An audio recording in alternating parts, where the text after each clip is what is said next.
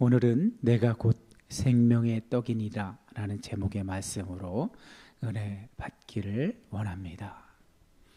한 주간도 잘 지내셨습니까?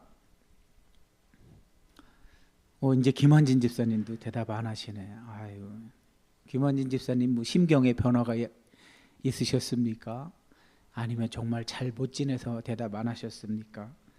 송태희 운동하고 매일 기도하는 게 너무 힘들어? 그게 너를 살리는 거야.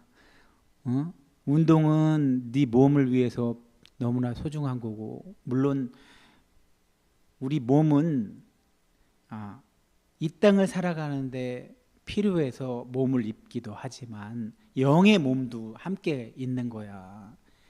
그러니까 저쪽 그리스 세계의 영웅인 플라톤이 틀렸어.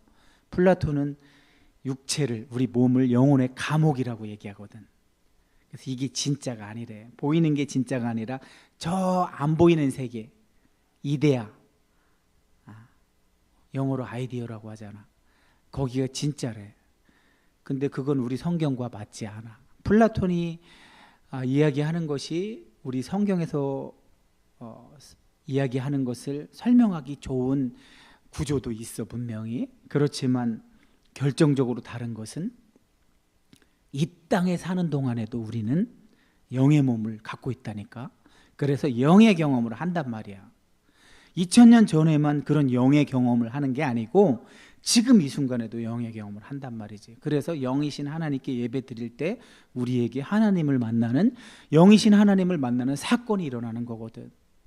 송태희, 그 사건이 일어나면 네가 어떻게 된다고?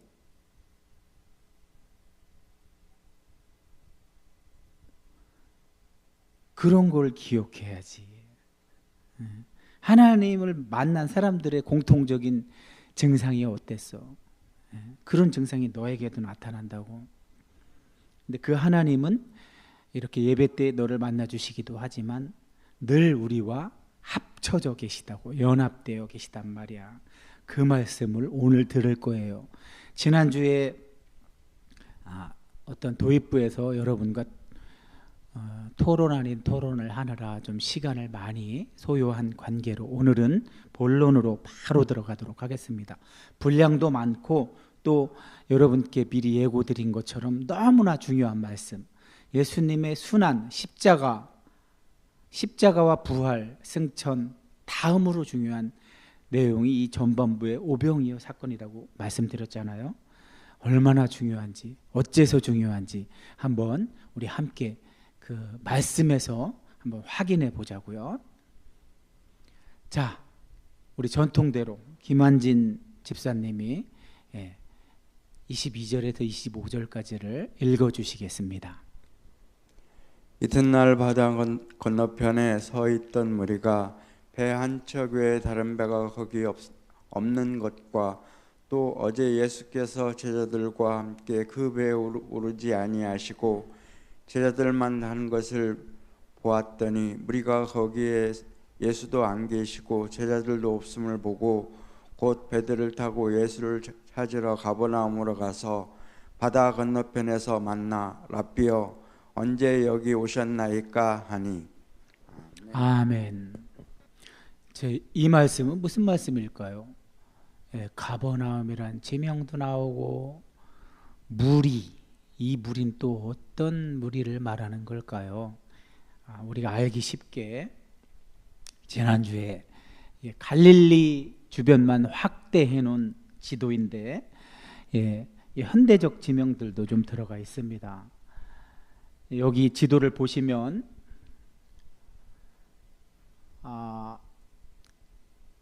요한복음과 누가복음은 두 번 있었던 오병이어와 칠병이어의 사건, 유대인과 이방인을 위한 이 기적 사건을 한 번 보도하고 맙니다.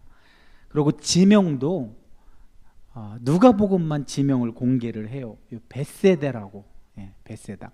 사실 여긴 벳세다는 마을은 좀 더 위에 있어요. 그 베드로와 안드레, 빌립이 살았다고 성경에서 소개하는 그 벳세다 마을은 좀 더 위에 있고 여기는 이제 벳세다 율리아라고 해서 하나의 광야 언덕 이런 곳을 이야기하죠. 마을에서 5천 명이 그 남녀노소까지 다 합치면 거의 2만 명이 넘을 수도 있는데 그 많은 인원이 마을에서 어떻게 다 모여서 예수님의 말씀을 들어요, 그죠? 그러니까 이런 광야나 언덕이라고 볼 수 있죠. 텔이라는 말은 히브리어 텔은 다 언덕이란 뜻이에요. 언덕. 그래서요 하다르 언덕이란 뜻이에요. 본래는 여기는 이방인의 칠병이어 사건이 있는 곳인데 요한은 그보다 더 위에 벳세다 율리아라는 곳에서 거기서 오병이어 사건이 일어났다고 보도를 하고 있는 거예요. 그래서 여기서 오병이어 사건을 일으키자 사람들이 어떻게 해요? 이야, 그 조상들 때부터 예고된 대로 메시아가 오셨나 보다. 그 만나, 모세가 준 만나와 같은 그런 기적을 일으킬 메시아가 올 것이라고 예고가 돼 있었는데 신명기 18장 15절에서 18절에 보면 모세는 나와 같은 선지자를 하나님께서 일으켜 주신다고 그랬고 하나님이 18절에서 친히 뭐래요? 너와 같은 선지자를 내가 주리니 내가 그의 입에다 내 말을 두고 그가 말을 할 것이다. 내 말을. 이렇게 예언되어 있죠. 그 선지자가 왔다고 생각을 한 거예요. 이 오병이어 기적을 맛본 사람들은. 그래서 그 선지자를 이들이 왕으로 삼아갖고 자기들의 목적을 실현하려고 했죠. 정치적으로 독립을 하려고 로마 제국의 압제에서 벗어나서 옛날 다윗의 왕국을 다시 한번 세워보고자 하는 욕구, 욕망을 충족시키기 위해서 예수님을 잡으려고 하죠. 그러니까 예수님이 얼른 알아차리고 제자들을 얼른 배 타고 이쪽 주로 예수님과 제자들이 주로 활동했던 가버나움으로 니네가 먼저 가 있어 하고 예수님은 산으로 피했죠. 산, 여긴 다 산이죠. 산에 가서 예수님은 아무래도 기도하고 계셨겠죠. 그랬는데 이제 제자들이 가고 있는데 밤중에 이 호수에 파도가 일어갖고 제자들이 두려워하니까 예수님이 오셔서 나다 두려워하지 말라 하고 제자들을 구해 주신 다음에 같이 요 가버나움으로 온 거예요. 근데 여기서 기적을 체험한 사람들이 보니까 제자들이 배 타고 가는 건 봤지만 예수님은 분명히 같이 배 안 타고 가서 여기 계실 줄 알았는데 안 계신 거예요. 그래서 얼른 배를 타고 여기 가버나움으로 따라온 거예요. 가보니까 여기 예수님이 계신 거예요. 그 얘기를 아까 우리 김한진 집사님 읽어주신 그곳에서 하는 거예요. 자, 그러자 예수님이 그 무리들이 예수님한테 예수님 아니 언제 일로 오셨어요? 하고 물으니까 이제 예수님이 대답하시는 장면이에요. 내가 진실로 아멘 아멘. 예수님이 진실로라는 단어를 연속해서 쓰는 거 저거는 히브리어로는 아멘 아멘. 헬라어도 그대로 가져와서 그냥 아멘 아멘이라고 하는 거예요. 중요한 말씀을 하실 때 꼭 저 말씀을 하세요. 내가 중요한 얘기를 하려고 하는데 니네가 지금 나를 찾아온 것은 표적, 예수님이 일으킨 기적이 뭐를 나타낸다는 거 그것 때문에 온 게 아니라 그러니까 예수님이 일으킨 기적이 예수님이 누군지를 나타내는 것 때문에 온 게 아니라 니네가 지금 떡 먹고 배부른 까닭 아니야? 근데 저거를 번역을 떡으로 했는데 이제부터는 떡으로 번역된 거를 다 그냥 밥으로 바꾸시면 됩니다. 밥. 우리가 이해하기엔 밥이 훨씬 좋아요. 왜냐하면 유대인들이 저 시절의 유대인들은 차라리 빵이라고 했으면 그들의 주식이니까 빵이. 우리한테 밥이 저들한테는 빵이에요. 그럼 빵이라고 번역을 했으면 그때 그 시절 사용됐던 용어로 바꾼 거고 오늘 우리가 이해하기 좋으려면 밥이라고 바꾸면 돼요. 그러니까 예수님의 말씀은 뭐예요? 니네 지난번에 내가 너네와 함께 있을 때 했던 그 기적에는 사실은 그 기적이 의미하는 게 있었던 거야. 그 기적은 뭐를 가리키는 거. 그건 내가 누군지를 가리키는 건데 니네는 그게 궁금해서 온 게 아니야 지금. 그게 아니고 밥 먹고 배불러서 온 거야. 제발 부탁인데 썩어 없어지는 양식을 위해서 일하지 말고 영생하도록 있는 양식, 죽지 않는, 아까 제가 영의 몸이라고 그랬죠. 그 영의 몸을 위한 양식을 위해서 좀 일해. 그러니까 이 무리들은 그렇게 말하니까 어떻게 하는 게 그 일하는 건데요? 그게 궁금했던 거예요, 지금. 그 양식, 썩어 없어지지 않는 영생하도록 있는 양식이 누가 주는지는 궁금하지 않아, 지금. 그걸 더 자세히 들어야 되는데, 그 양식은 인자가 너희한테 주는 거야. 여기서 인자는 누구예요, 송태희? 그렇지, 예수님이지. 예수님, 내가 그 양식을 너희에게 주는 거야. 근데 나는 아버지 하나님께서 그걸 줄 수 있는 자격을 받은 사람이야. 나는 그걸 받았어. 근데 이게 지금 중요한 얘기는 여긴데, 진짜 이 중요한 얘기는 안 듣고 또 딴 얘기를 해. 그 어떻게 해야 하나님 일을 하는데요? 영생의 양식을 위한 일을 하라니까 어떻게 하는 게 그런 일을 하는 건데요? 송태희랑 똑같이 반응하는 거지. 송태희랑 똑같이 반응하는 거야. 하나님이 자기를 위해서 하실 일을 하도록 자기가 하나님께 자기를 내어드리라고 말을 했는데 자기가 하려고 그래. 그 38년 된 병자랑 똑같은 거지. 저를 물속에 넣어주는 사람이 없어요. 아니, 지금 예수님은 고쳐주겠다고. 너 고침 받고 싶어? 너 구원 받고 싶어? 그러고 있는데 구원해 주세요가 아니라 저를 물속에 넣어주는 사람이 없었어요. 똑같은 거야, 지금 무리들이랑. 중요한 얘기할 때 딴 생각을 해. 송태희, 그러면 되겠어, 안 되겠어? 안 되지. 중요한 얘기를 들어야지. 그때 뭐라고 그랬어요? 그때 말씀 사건이 일어날 수가 있다니까. 왜? 너하고 지금 성령께서 와 계시잖아. 예수님의 성부의 영, 성자의 영이신 성령께서 너하고 지금 네 안에 와 계셔서 예수 그리스도와의 연합이라고 하지. 우리 장로교회 최고의 교리지, 교리. 그리스도와의 연합. 예수님을 닮아가는 사람들은 이 연합된 것 때문에 가능한 거야. 그러니까 중요한 말씀을 듣다가 하나님의 지금 임재가 여기에 가득할 때 하나님을 만나는 사건이 일어날 수 있다고 얘기했잖아. 글씨가 조금 작아졌는데 송태희 여기선 보여? 안 보이면 왼쪽을 봐봐. 화면. 거긴 보여? 너 안경을 좀 써. 저기구나. 근시구나, 근시. 가까운 데 건 보이고 먼 데는 안 보이는. 목사님하고 정반대네. 목사님은 먼 데는 보이고 가까운 데께 안 보이는데. 자, 예수께서 이제 어떻게 하는 게 무슨 일을 어떻게 해야지 영생을 위한 양식을 먹을 수 있어요? 하고 물어보니까 예수님이 그들의 질문에 대한 대답을 하세요. 믿는 거래, 그냥. 송태희 잘 들어. 믿는 거래. 믿는 거래. 믿는 거. 그거 안 봐도 지금 말하고 있으니까 괜찮아. 그러니까 이 말이 성경하고 비교하고 싶으면 쳐다보고 그냥 알아들으면 이해가 되면 그냥 앞에 보고 해도 돼요. 목사님 보고. 자, 일은 거창한 다른 일을 하는 게 아니래. 그냥 예수님을 믿는 게 일이래.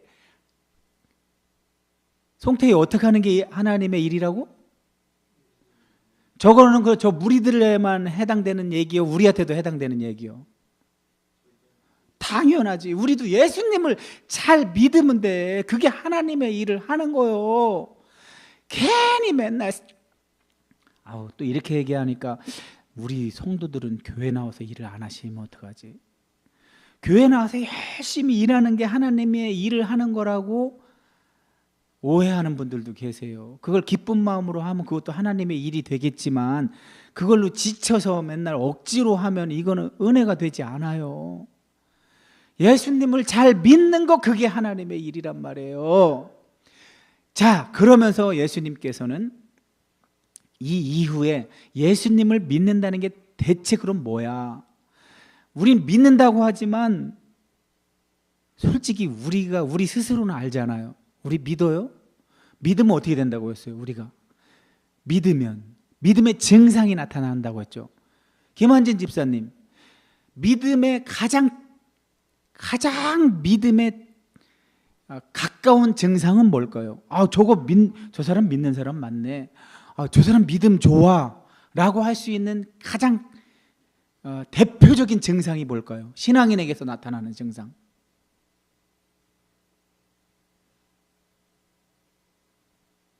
생각나는 거 아무거나 말씀해 보세요. 태희도 질문할 거니까 생각해 보고. 윤지 혹시 생각나는 거 있어? 어떤 신앙인이 믿음이 좋다고 자타가 인정하는 사람이야. 근데 우리는 흔히 뭘로 알고 있어요? 우리가 흔히 알고 있는 건 옛날에 이스라엘 사람들은 안식일을 잘 지키고 할례를 행하고 음식 규정 잘 지키면 그 믿음 좋은 걸로 하나님을 잘 믿는다고 오해되었었잖아요. 그럼 오늘날로 옮겨오면 주일날 한 번도 안 빠지고 교회 잘 나가고 헌금생활 11조를 비롯해 헌금생활 잘 하고 성가대도 앉고 주일학교 교사도 하고 구제도 하고 선교도 하고 봉사도 많이 하고 교회에 헌신돼 있고 이런 게 믿음이 좋다고 우리가 흔히 그래서 그런 거 잘한 사람들이 보통 직급이 교회 직분이 위로 올라가죠. 사실 그 계급이 아닌데 우리는 계급을 만들어 버렸죠. 장로, 안수, 집사, 권사 계급을 만들었어요. 그 계급이 아니라 기능인데 기능.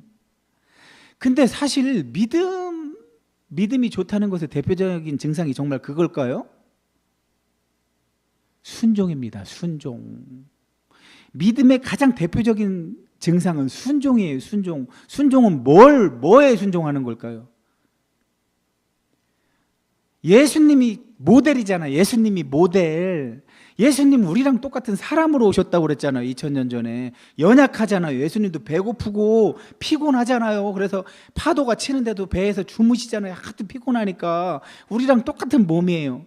근데 예수님은 그 피곤한 몸을 이끌고도 하나님의 일, 하나님이 몸을 입고 이 땅에 가서 할 일을 다 하셨죠. 예수님은. 순종이죠. 예수님이 모델이에요. 모델. 우리 사람한테는 사람으로 오신 예수님이 가장 좋은 모델이에요. 그래서 예수님의 믿음이 우리한테 들어와 있는 거란 말이에요. 그래서 구원을 받는 거지 우리는 믿음을 생산해낼 실력이 없는 자들이에요. 우리는 하나님한테 순종 잘 안 하잖아요. 이스라엘 봐봐요. 이스라엘이 순종했어요? 이스라엘은 광야에서도 실패했는데 가나안 땅 들어가서도 실패하잖아요. 하나님께 순종 안 하잖아요. 하나님을 바라보지 않잖아요. 맨날 우상 섬기고 하나님 속 썩여들여서 하나님이 전쟁이 일어나서 그들을 정신 차리게 하고 기근을 보내고 가뭄이 들게 하고 자연재해로 그들을 괴롭히고 또 전염병을 보내시고 이렇게 정신 차리게 해야 하나님을 바라보잖아요. 하나님께 기도하잖아요. 이처럼 이스라엘도 순종 안 했고 교회도 순종 안 하잖아요. 다른 꾀를 자꾸만 내잖아요. 다른 방식으로 꾀를 내잖아요. 근데 하나님이 원하시는 건 뭐라고요? 예수님, 오늘 말씀의 핵심은 예수님이 하는 걸 따라하는 거예요. 예수님이 본을 보였잖아요. 믿음이라는 게 뭔지. 자, 근데 또 무리들은 봐봐요. 무리들은 잘 못 알아들어. 못 알아들으니까 또 질문해. 질문하는 건 좋은 거예요. 모르면 가만히 있지 말고 질문을 해야 돼요. 모르니까 알아야 될 거 아니에요. 그러니까 질문을 해야죠.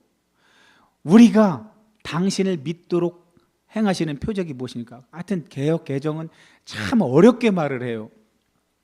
왜냐하면 히브리어 원문을 직역하려고 노력을 하다 보니까 히브리어 원문을 직역하면 영어식 어순이 나오거든. 그러니까 또 거기다가 우리말 어투가 고어야 고어. 한자가 많이 섞인 용어. 그러니까 윤지 같은 친구들은 너무너무 어려워. 자, 우리가 보고 당신을 믿도록 하는데 행하시는 표적이 무엇입니까? 저거를 그냥 우리가 알아들을 수 있는 쉬운 말로 하면 그럼 증거를 보여줘 봐요. 믿을 테니까. 하나님께서 보내실 일을 믿는 게 하나님의 일이라는데 그럼 증거를 보여줘 봐요. 믿을 테니까. 그 얘기 하는 거예요 지금. 당신이 우리가 믿게끔 당신이 뭘 보여줄 건데요? 뭘? 유대인들은 자꾸 표적을 구한다니까. 뭔 기적이라도 보고 옛날 선지자들 때부터 그런 게 있잖아요. 뭐 죽은 사람을 살린다든지, 또 어떤 안진뱅이를 일으킨다든지, 안 보이는 사람을 눈을 뜨게 해준다든지, 그런 거 보면 믿을게요. 이런 식이죠. 그리고 만나를 내려줘 봐요. 이렇게. 지금 그 얘기하는 거예요. 우리 조상들 때에는 광야에서 만나 먹었잖아요. 예, 당신이 그거라도 줄 거예요? 왜냐하면 여기 있는 무리들은 예수님이 그 선지자, 신명기 18장 18절에 하나님이 예언해 주신 그 선지자로 알고 있으니까 이 당시에 유대인들은 무슨 생각을 하고 있었냐면 메시아가 오면 모세처럼 할 거라고 생각을 한 거야. 저 하늘에 있는 보물 창고를 열어서 만나 같은 그런 걸 줄 기대하고 있었던 거야. 그래서 오병이어 사건이 혹시 그런 사건인가 하고 지금 기대하고 있는 거야. 그래서 그 모세 때 있었던 만나 먹은 얘기를 지금 하는 거예요. 그러자 예수님이 이 사람들이 알긴 제대로 알고 있어. 그걸 기대하는 건 맞아. 메시아가 오면 만나를 줄 거라는 그 기대는 좋아. 근데 그것이 뭐를 의미하는 건지 지금 모르고 있어서 예수님이 그걸 설명해 주고 있는 거예요. 모세가 준 거냐? 하늘에서 내려온 만나가 모세가 준 거야? 하나님이 주신 거지 어떻게 그게 모세가 준 거야? 모세가 그걸 줄 능력이 있어?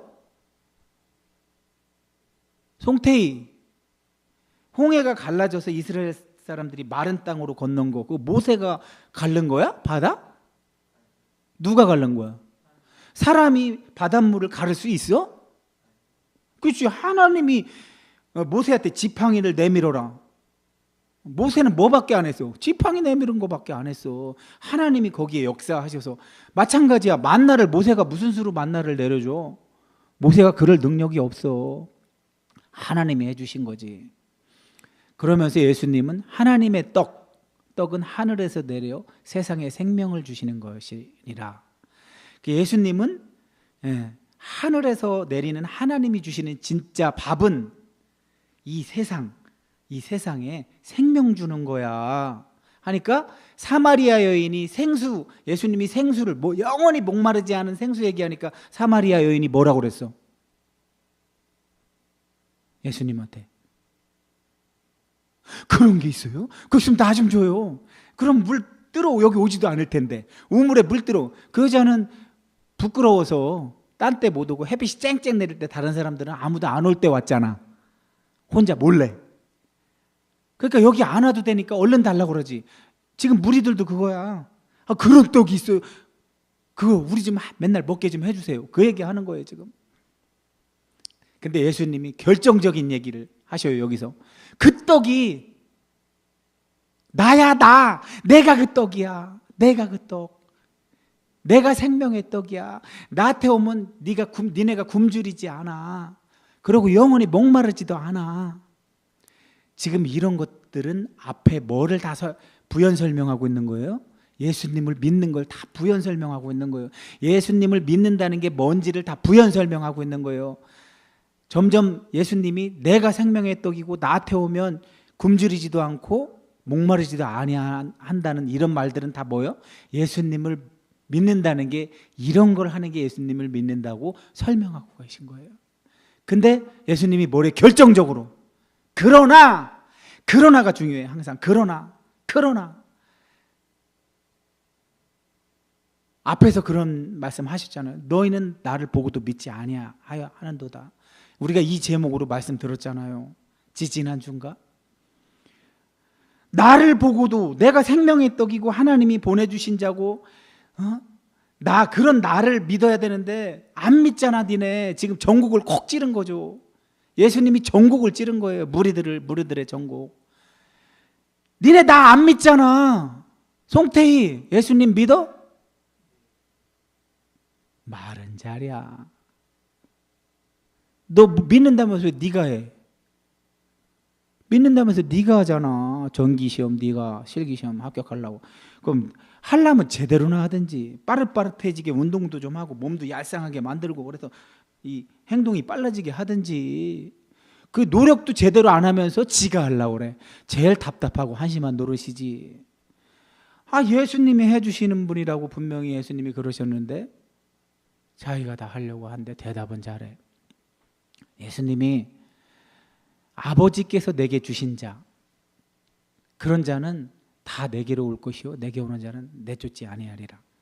이게 무슨 뜻이냐 하면, 자 봐봐, 제가 왜 창세기 2장에서 3장으로 넘어가나, 첫 사람의 실패를 먼저 시작했죠. 그걸로 우리 상반기 시작할 때 디모데후서 3장 16절 말씀으로 시작했지만, 모든 성경은 하나님의 감동으로 된 것으로 교훈과 책망과 바르게 함과 의로 교육하기에 유익하니 이는 하나님의 사람으로 온전하게 하며 모든 선한 일을 행할 능력을 갖추게 하려 함이라. 정말 그런지 한번 보자고, 성경을. 근데 우리가 왜 그런 노력을 해야 되는지, 원인이 뭐였다고요? 첫사람의 순종의 실패였다고 그랬잖아요. 첫사람이 하나님과 선악관, 무엇이 좋고 안 좋고, 무엇이 옳고 틀리고, 무엇이 아름답고 추하고에 있어서 그 절대적 기준이 하나님과 사람이 같았었는데, 먹지 말란 거 먹고 나니까 그 선악관이 달라졌어요. 하나님과. 그리고 사람이 자기한테 생겨버렸어. 무엇이 좋고 안 좋은지, 무엇이 옳고 틀린지, 무엇이 아름답고 추한지가 하나님하고 나하고 달라졌어. 그러니까 나는 이제부터 어떻게 살아? 나한테 좋은 대로, 나한테 옳은 대로, 나한테 아름다운 대로 산단 말이야. 그러니까 절대적 기준이 사라져버리니까 어떻게 돼요? 인간이 악해지지. 살인도 서슴없이 저질러지지. 자기 친형제를 죽이지, 동생을. 이런 일들이 계속해서 발생해서 악이 너무나 많아지니까 하나님이 인류를 멸망시킬 수밖에 없기까지 가잖아요. 그게 노아의 홍수였잖아요. 어쨌든 사람의, 첫사람의 어떤 그 실패로 인해서, 순종하지 않음으로 인해서 우리에게 이런 성향이 들어왔구나. 이 성향이 우리와 함께하는 이상 우리는 선을 생산해낼 수가 없구나. 근데 하나님이 그럼에도 불구하고 어떤 장치를 마련하셨어요? 이거를 해결할 수 있는 실마리를 여자의 후손에게서, 이걸 해결할 수 있는 실마리를 여자의 후손이 가져올 거라고 예언을 해놨죠. 그 여자의 후손이 히브리어 제라, 씨. 바울은 이걸 뭐래요? 씨가 복수가 아니라 단수로 되어 있기 때문에 이건 메시아가 이 씨다 해서 예수님이 예언된 거라고 우리가 생각을 했잖아요. 그래서 예수님이 지금 오신 거잖아요. 예수님이 오셔서 자기가 누군지를, 예전에 그 예언된, 조상 때부터 예언된 메시아가 나라고 얘기하는 거고, 하나님이 그 장치를 마련해서 다 지금 하나뿐인 아들이 이 땅에 왔을 때 그 아들을 통해서, 아들을 믿게 해서 이 세상을 살리려는 계획을 지금 말씀하고 계신 거예요. 예수님이. 아버지께서 주신 자는 다 나한테 오게 돼 있어. 그래서 에덴에서, 자, 송태희, 첫사람은 에덴에서 쫓겨났어, 안 쫓겨났어? 하나님과 선악관이 달라지자 하나님이 쫓아내버렸지. 선악관이 달라진 상태에서 생명나무 열매를 먹으면 되겠어, 안 되겠어? 그럼 영원히 지옥이지, 영원히 지옥. 선악관이 달라진 상태가 지옥인 거야. 하나님과 선악관이 달라진 사람은 절대 하나님께 순종하지 않아. 자기 좋은 대로 살지. 이게 히브리 성경 창출 레민시 수사삼 왕의 주제야, 주제. 왕이 없으므로 하나님의 통치를 받지 않자 이스라엘이 자기 소견에 오른 대로 행했다. 이게 주제라고. 구약 앞부분의 주제야. 전반부의 주제. 하나님께서 떨어져 나가자 사람이 자기 좋은 대로만 살아. 그래서 이 상태로 생명나무 열매를 먹어서 영원히 살면 영원히 지옥이지. 영원히. 그래서 영원히 지옥을 살면 안 되니까 차라리 내쫓아서 죽게 만들었지. 죽게. 죽음이 들어왔어. 없던 죽음이 들어왔어. 근데 이 죽음은 영원한 죽음은 아니야. 왜? 메시아가 오셔서 살릴 거기 때문에. 예수님은 그 얘기를 다 하고 계신 거야. 아버지의 뜻은, 아버지 생각, 아버지의 계획은 아들을 보고 믿는 자마다 영생을 주는 거야. 그 에덴에서의 그 실패, 그걸 다시 회복시키시는 거지. 여기서 마지막 날은 초림에서 2000년 전에 처음 오셨지. 처음 오셔서 이런 사실들을 다 말씀하셨지. 이렇게 가르쳐 주셨지. 그래서 아버지가 보낸 사람들이 제자가 되게 돼 있어. 예수님의 제자가 돼서 예수님이 하신 일을 똑같이 해. 따라해. 예. 그러고 나서 그걸 언제까지 해? 예수님이 다시 오실 때까지, 마지막 날에 다시 살릴 때까지. 저걸 재림이라고 그래. 그러니까 요한복음은 우리가 지금 살고 있는 이 상태에서 영생이 왔고 또 마지막 날에 재림할 때의 영생이 있어. 여기서 누리는 영생은 완전한 걸 누리지는 못해. 부분적으로만 누리지만 예수님 다시 올 때는 완전한 영생을 누리게 되는 거지. 그 차이야. 똑같은 영생이지만.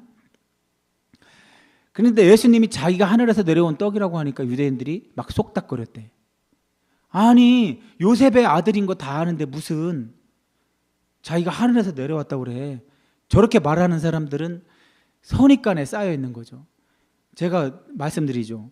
이렇게 하나님의 부름을 받아서 진실을 전하고 예수님만 따라하려고 목숨을 거는 사람들은 가족도 외면을 해요. 가족도. 왜? 평범한 자기가 늘 봐왔던 사람인데 어느 날 자기가 하나님의 부르심을 받았다고 목숨 걸고 하나님의 말씀에 충성하고 진짜 거룩하고 경건하게 사는 사람은 가족부터 외면하게 돼. 왜 나를 부양하고 우리를 먹여 살리지 않고 왜 엉뚱한 저런 일을 해? 가족에게서 벌써 외면을 당하고 그런 일이 일어나. 그래서 선지자가 고향에서는 존경을 받지를 못한다잖아. 왜? 선입관 때문에. 이 무리들도 지금 선입관을 가지고 있는 거예요. 예수님의 엄마 다 알아. 아버지가 일찍 돌아가셔서 예수님이 정말 엄청나게 고생해서 저 가족들 먹여 살린 걸 다 봤어. 그러니까 저런 선입관이 너무 강하니까 저런 얘기를 하는 거예요. 그러니까 예수님이 그들 쑥닥거리는 선입관 때문에 믿지 못하는 사람들한테 다시 한번 강조해요. 아버지께서 이끌지 아니하면 아무도 나한테 오지 못하고 내 마지막 날에 살리지도 못해. 선지자의 글 이사야서 54장 13절 그 성경에는 각주에 있어요. 지금 시간이 없어서 읽는 것은 왜냐하면 내용이 바로 나와요. 이사야서 54장 13절이 바로 그거예요. 아버지께 듣고 배운 사람마다 내게로 오느니라. 저게 이사야서 54장 13절에 있는 내용이에요. 근데 아버지께 듣고 배웠다고 해서 아버지를 봤다는 얘기가 아니에요. 아버지를 본 사람은 예수님밖에 없어요. 왜? 예수님은 성자 하나님이시잖아요. 하늘에서 진짜 계셨다 오셨잖아요. 그래서 저 아버지께 배운 사람은 아버지를 보면서 배웠다는 얘기가 아니라 이사야처럼 선지자들처럼 선지자들의 말로 배운 거지. 그건 아버지의 말씀이니까. 비록 선지자가 말했지만 아버지가 그 선지자의 입에다 말을 준 거기 때문에. 그래서 그런 자들은 예수님에게 온다는 거예요. 자, 진실로 또 아멘 하면서 정말 중요한 얘기를 다시 한번 하셔요. 믿는 자가 가진 게 생명의 떡이래요. 예수님을 믿는 자가 이 생명의 떡을 가졌대요. 그러면서 예수님은 광야에서 만나 먹은 조상들, 출애굽해서 광야에서 40년 동안 방황한 그 조상들은 만나 먹었으면 뭐예요? 그 사람들 죽었어요, 안 죽었어요? 그 사람들 가나안 땅 들어가지도 못하고 죽었잖아요. 약속의 땅에 들어가지도 못하고 죽었잖아요. 근데 예수님은 하늘에서 내려온 살아있는 떡, 나를 먹는 거는 죽지 않는데요. 나를 먹으면 그러면서 엄청나게 이상한 말씀, 식인종도 아닌데 내가 줄 떡은 곧 세상 생명을 위한 내 살이래. 살. 식인종이야? 송태희 저걸 어떻게 이해할 거야? 어떻게 이해할 거야? 말씀으로. 은유구나, 은유. 그지? 살. 식인종처럼 진짜 예수님 살을 먹으란 얘기가 아니고 예수님이 성경에 얘기한 대로 신명기 18장 18절은 모세 너와 같은 선지자를 내가 보낼 텐데 내가 그의 입술에 내 말을 두어서 그가 내 말을 할 거야. 그러니까 예수님의 말이 하나님의 말이고 또 이사야서 55장 11절은 내 입에서 나가는 말도 이같이 내게로 헛되이 돌아오지 않고 보내어진 하나님의 뜻을 이룬다. 그러니까 예수님이야말로 하나님의 말씀인 거네. 이미 이사야서에 그렇게 예언돼 있었네. 은유로. 저거는 하나님의 말씀의 은유구나. 예수님의 살이라는 거는. 또 인자의 피는 또 뭐야 그럼? 피를 마시지 않으면 생명이 없대. 그래서 살을 먹고 피를 마시는 자야말로 영생을 가졌고 그가 재림 때 다시 다 살아난대. 영의 몸으로. 그래서 예수님이 뭐냐면 내 살은 참된 양식이요 내 피는 참된 음료로다. 여기에는 말씀의 은유뿐만 아니라 실제로 예수님이 자기가 희생하잖아. 어떻게 희생하시지 태희야? 십자가에 희생하시잖아. 유월절에 뭐를 먹지? 이스라엘 사람들이 뭐를 먹었지? 김한진 집사님, 이집트에서 탈출해서 제일 먼저 한 게 뭐예요? 요한은 예수님을 별명으로 뭐로 불렀었어요?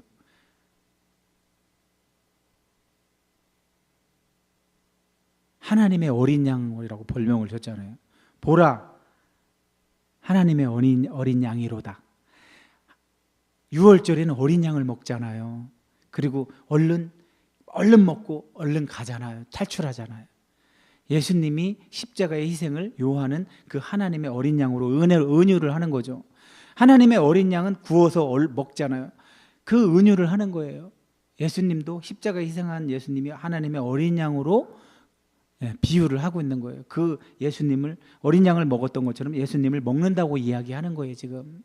그러니까 말씀을 먹는다는 의미도 있지만 말씀의 은유이기도 하지만 예수님이 십자가에 희생당한 예수님을 하나님의 어린 양이 희생당해서 먹힌 것처럼 이스라엘 백성에게 먹힌 것처럼 구원을 받은 우리에게 예수님이 십자가에 희생당한 예수님이 구원을 받은 우리에게 먹히는 거야 지금. 그래서 그 예수님을 먹는 자들은 다 구원받은 자예요. 이 은유의 이유는 뭐냐? 목적은 뭐냐 하면 연합을 의미하는 거예요. 그렇게 먹힌 예수님, 십자가에 희생당해서 우리에게 먹힌 예수님. 또 다른 은유는 먹은 말씀, 하나님의 말씀은 어디 딴 데로 가지 않고 우리와 이렇게 합쳐져 있대요. 우리 몸에는 뇌도 들어가 있겠지. 뇌의 어느 기관에 합쳐져 있겠지. 해마, 전두엽에 있는 해마가 됐든지 어디가 됐든지 합쳐져 있겠지. 말씀이. 그리고 예수님의 몸은, 예수님의 살과 피는 우리 영의 몸에 합쳐져 있겠지. 자, 예수님이 내가 모델이라고 했잖아요.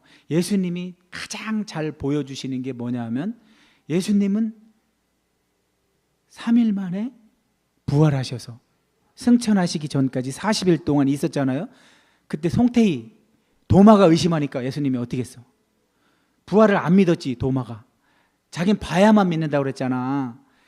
그 여자들이 먼저 부활하신 예수님을 만났고 베드로가 만났고 그랬는데 그 말을 도마가 믿었어 안 믿었어? 아이 말도 안 돼. 난 봐야 믿어 하니까 예수님이 오셔서 도마한테 어떻게 했어? 창에 찔린데 옆구리에 손을 넣어보라고 그랬지. 그래서야 믿잖아. 그러니까 예수님이 뭐라고 그랬어? 보지 않고 믿는 믿음이 더 좋다고 그랬지. 더 복되다고 그랬지. 우리가 그렇잖아. 우리는 보고 믿으려고만 하잖아. 보고 믿는 게 무슨 믿음이야. 예수님이 이렇게 쉽게 풀어줬는데도 이 말씀을 들은 사람들이 어렵대. 그 말이 어렵대. 그래서 수근거리면서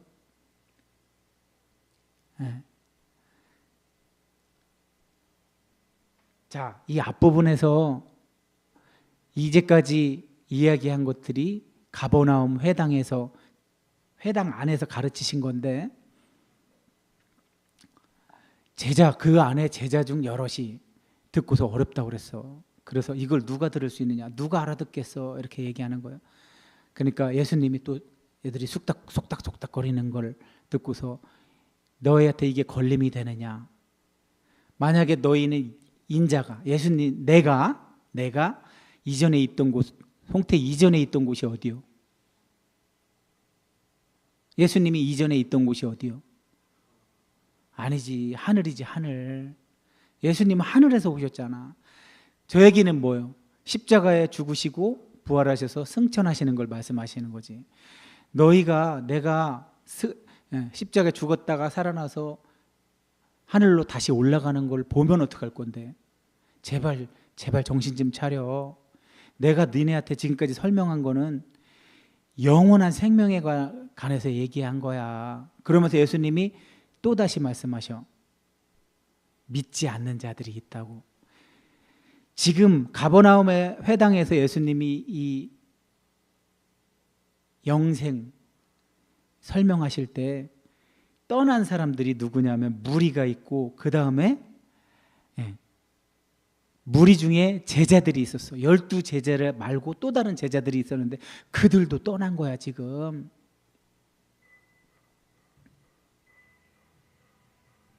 그래서 예수님이 너희들도 떠나겠느냐 이 말씀을 지금 하신 건데, 자 여기 나오죠. 여기 아버지께서 주신 자만 나한테 온다는 저 의미는 뭐냐 하면 우리가 죽어서 천국을 가는 그걸 하기보다는 이 문맥상, 지금의 문맥상에서는 남은 제자만 얘기하는 거야. 남은 제자. 지금 무리 중에도 제자가 있었는데 그 제자들 어렵다고 하고 다 떠났어. 사실 어려워서 떠난 게 아니지. 예수님은 다 보셨잖아. 지금 그들의 속을 다 알고 계시잖아. 믿지 않아서 떠난 거지. 예수님의 말씀을 믿지 않아서 떠난 거지. 못 알아들어서 떠난 게 아니라, 그렇게 떠난 사람들은 더 이상 예수님과 함께 다니지 않았대. 더 이상 예수님한테 안 배웠대. 이렇게 믿음이 중요한데. 근데 12 제자만 남았는데 예수님이 니네도 떠날래 하니까 베드로가 뭐라고 얘기해? 영생의 말씀, 영원한 생명에 관한 말씀이 주님께 있는데 우리가 어디로 갑니까? 우리는 하나님의 거룩하신 주, 예수님이 하나님의 거룩하신 분인 줄 알고 믿었습니다. 딴 데선 주는 그리스도시요 거룩하신 하나님의 아들이시니이다. 이렇게 고백을 했는데 요한은, 베드로가 여기서 그런 고백을 했다고 얘기를 해요. 그러면서 예수님이 니네는 내가 택했잖아. 그러니까 아버지가 보내신, 적어도 이 땅에서 제자 역할을 제대로 수행해낼 수 있는 사람 12를 아버지가 보내셔서 택했는데, 놀랍게도 예수님이 기도하면서 택한 12명 가운데도 누가 있었어? 예수님을 팔자가 있었대. 그게 누구요? 송태희, 가룟 유다. 세상에 하나님이 보내시고 예수님이 선택한, 기도하며 선택한 12 제자, 끝까지 남았던 제자. 이제 이 땅에 사는 동안 제자 역할을 제대로 감당할 수 있는, 제자 역할을 제대로 감당한다는 게 뭐야? 예수님이 보여주신 거. 믿음은 순종이라는 거. 믿음은 하나님이 시키신 일을 그대로 하는 거. 그거라는 걸 제자들은 예수님이 하신 걸 그대로 따라한 사람들이지. 저 12 제자는. 근데 그 중에서 하나는 또 아니래.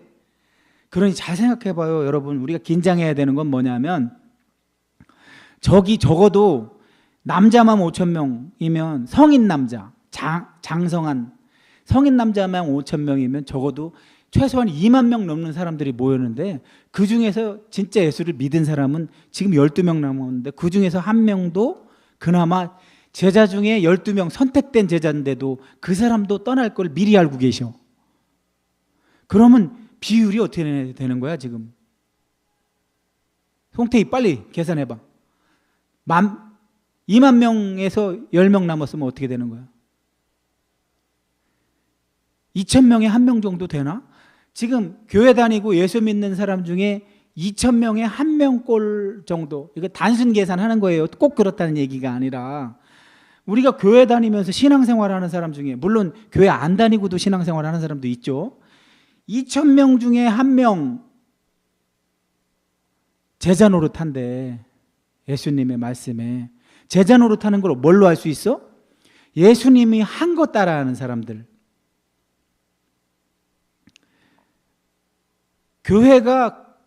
교회를 위해서 만든 거 말고 하나님이 시킨 거,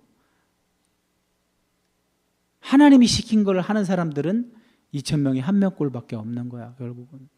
근데 그들만이 뭐를 경험해? 하나님 나라를 이 땅에서 경험하는 거야. 이 말씀을 하면서 오늘 마칠게요. 오늘 분량도 많고 워낙 중요해서 설명이 많고 이런 거 참 설명만 하면 견디기 힘들죠. 쉽지 않죠. 네. 더군다나 오늘날 그 도파민에 중독된 MZ세대들은 못 견디죠. 이런 거를 이렇게 긴 설명 못 견디죠. 바로바로 주는 거, 정답을 바로바로 주는 거에 익숙하죠. 그러나 어쩔 수 없었어요. 오늘 말씀은 어쩔 수 없었는데 지금 여기서 우리한테 필요한 말씀이 훨씬 더 중요하니까 이걸로 결론을 짓게요. 여러분 여기 쳐다봐요. 저를, 화면에 나오는 저를 쳐다봐요. 자, 지금 우리가 사는 세상에서 예수님을 먹는 거, 그러니까 어떻게 하는 걸까? 이거에 대한 여러분이 알기 쉽게 정리를 하자면 예수님을 믿는 게 예수님을 먹는 거예요. 예수님을 먹는다는 것은, 그럼 믿는다는 게 무엇이냐? 그렇게 교회에서, 그러니까 이스라엘과 교회가 실수한 것들, 눈에 띄고 오래 안 걸리고 또 덜 어렵고 이런 것들로 다 이렇게 바꿔놨죠. 그래서 그것만 잘하면 예수님을 믿는 거라고 지금은 평가를 해버렸죠. 잣대가 그렇게 돼버렸죠. 근데 그거를 하지 말란 얘기는 아니에요. 그것도 하세요. 근데 그건 전혀 도움이 안 돼요. 뭐에? 영의 몸을 우리가 느끼는 것에, 체험하는 것에 절대 도움이 안 돼요. 그래서 오늘날 하나님의 임재가 없는 예배를 드리고 있다고 얘기했잖아요. 그렇다면 하나님의 임재가 있는 예배를 경험하는 방법이 뭐냐? 우리의 육체를 가지고, 몸을 가지고. 우리가 지금 살아있는 우리 몸은 실제로 밥을 먹어서 살과 피가 되는 몸이기도 하지만 이게 플라톤처럼 여기서는 그냥 가짜 몸이고 우리 영혼만 진짜 천국에 가는 거다, 이게 아니란 말이에요. 이 몸이 진짜 몸이에요. 어떻게 알아요? 예수님도 부활하셔서 부활한 몸이나 부활 전의 몸이나 같았잖아요. 그래서 옆구리에 손 집어넣어 봤잖아요. 마찬가지로 우리의 몸은 우리의 육신을 위한 것들이 지배도 해요. 그래서 거기 투자를 해요. 그 중에 가장 우리가 신경 쓰는 게 뭐예요? 외모죠. 외모 같은 거, 이런 거 투자 많이 하잖아요. 우리 육신의 몸을 위해서. 그런데 우리 영의 몸이 있대요. 영원히 죽지 않는 영의 몸이 있대요. 근데 거기에 투자를 하려면 이렇게 외모, 눈에 보이는 그게 아니라 눈에 안 보이는 영의 몸에 투자를 하라는 거죠. 그거 어떻게 하는 게 거기에 투자를 하는 건데요. 말씀을 잘 듣고, 선포되는 하나님의 말씀을 잘 듣고, 비록 성경에 기록된, 문자로 기록된 말씀이지만 이렇게 목사의 입술을 통해서 그게 영의 말씀으로 변한다는 거죠. 살아계신 하나님의 말씀으로 변한다는 거죠. 그걸 누가 보여주셨어요? 예수님이 친히 보여주셨잖아요. 예수님이 하나님의 입에서 나온 말씀으로 2000년 전에 이 땅에 오셔서 우리랑 몸을 우리와 똑같은 몸을 입고 오셔서 그분이 말씀하시고, 또 그분이 하나님의 말씀 그 자체로 실현된 말씀이 되셨죠. 어떻게 알아요? 진짜 죽기까지 순종했잖아요. 십자가에 죽기까지 순종했잖아요. 그래서 예수님은 실현된 말씀이에요. 하나님의 말씀이 실현이 되어버렸어요. 십자가에 죽으셨으니까. 그렇게 실현이 돼, 예수님 자체가 하나님의 말씀이 실현이 된 모습이에요. 그걸 은유적으로 표현한 거죠. 마찬가지 오늘날 우리도 예배를 드릴 때 목사가 말하지만, 목사가 기록된 성경을 말하지만 그게 문자로 기록된 죽은 말씀이 그 목사와 함께한 성령께서 그 말씀을 영의 말씀으로 살려서 여러분의 귀로 듣지만, 여러분의 육체에 있는 귀로 듣지만 그 육체가 영의 몸까지 작용을 해서 여러분의 영의 몸을 살린다고요. 여러분의 영의 몸이 살리면 여러분은 어떻게 반응할까요? 여러분은 하나님의 말씀이, 그 말씀이 사람의 말이 아니라 하나님의 말씀이기 때문에 말씀이 진짜로 이루어져요, 여러분의 삶에서. 그래서 여러분이 예수님이 한 그대로를 따라하게 돼 있어요. 하나님이 말씀한 대로 살게 돼 있어요. 여러분의 생각대로, 에덴에서 내 생각, 나한테 좋은 대로, 나한테 옳은 대로, 나한테 아름다운 대로 살았다면, 그렇게 행했다면 이제는 달라져요. 왜? 내 영의 몸이 나를 통제하기 때문에 내가 나한테 좋은 대로 살지 않고 하나님께 좋은 대로, 하나님의 선악관과 나의 선악관이 합쳐졌기 때문에 이제는 하나님한테 좋은 대로 살게 돼 있단 말이죠. 이것이 오늘날 우리가 예배 드릴 때 이런 일이 일어난다는 거죠. 그래서 예배 드릴 때 그 일어난 그 사건은 그 예배당에서만 그런 일이 일어난 게 아니고 여러분이 예배당을 나서서도 그 일을 한다는 거죠. 하나님의 일을 한다는 거죠. 예수님을 믿어서 하나님의 말씀이 실천되는 그 일을 여러분이 집으로 돌아가서 직장에서 학교에서 그 일을 수행한다는 거죠. 여러분이 만약에 그 일을 2,000명 중에 한 명으로 부름받아서 하고 있다면 여러분 때문에 여러분이 계신 그곳이 살아납니다. 여러분과 함께하는 사람들이 여러분 때문에 하나님을 봅니다. 그 자리에서 그 하나님을 보고 그들의 입술로 고백하게 되는 겁니다. 아, 저들이 하나님이 살아계시구나. 저들이 말한 하나님이 바로 저분이구나 하고 그 자리에서 영광을 올려드리는 겁니다. 하나님께서는 그걸 받기를 원하십니다. 그게 하나님 나라입니다. 이 땅에서 부분적으로 맛볼 수 있는 하나님 나라가 그렇다고 오늘 요한이 증언하고 있는 겁니다. 제발 이걸 경험하는 우리 예원교회 예배 공동체가 되길 바랍니다. 기도하겠습니다.